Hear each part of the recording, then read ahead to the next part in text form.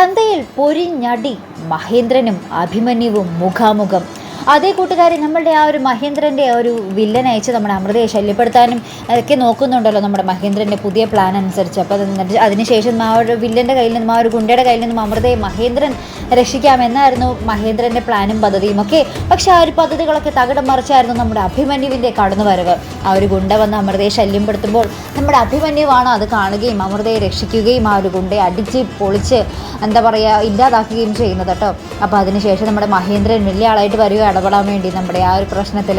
അപ്പോൾ നമ്മുടെ അഭിമന്യുവും മഹേന്ദ്രനും തമ്മിൽ മുഖാമുഖമുള്ളൊരു ആ ഒരു ഫൈറ്റ് സീനുകൾ തന്നെയാണ് നമുക്ക് വരാൻ പോകുന്നത് കേട്ടോ.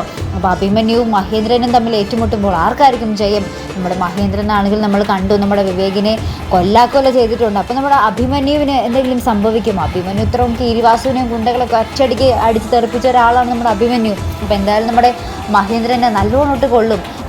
അടി കൊണ്ട് പഞ്ചറായി തന്നെ കിടക്കാനായിരിക്കും സാധ്യത കൂടുതൽ. അപ്പോൾ എന്തായാലും നമ്മുടെ അഭിമന്യുവിൻ്റെ കൈക്കരുത്താണ് നമ്മുടെ മഹേന്ദ്രൻ ഇനി അറിയാൻ പോകുന്നത്. കാത്തിരുന്ന് കാണാം. അപ്പോൾ ഇതുപോലുള്ള പ്രൊമോ റിവ്യൂസിനും എപ്പിസോഡ് റിവ്യൂസിനും ഒക്കെ നിങ്ങൾ മറക്കാതെ ചാനൽ സബ്സ്ക്രൈബ് ചെയ്യുക. അടുത്തൊരു വീഡിയോ വരുന്നത് വരയ്ക്കും ഗുഡ് ബൈ.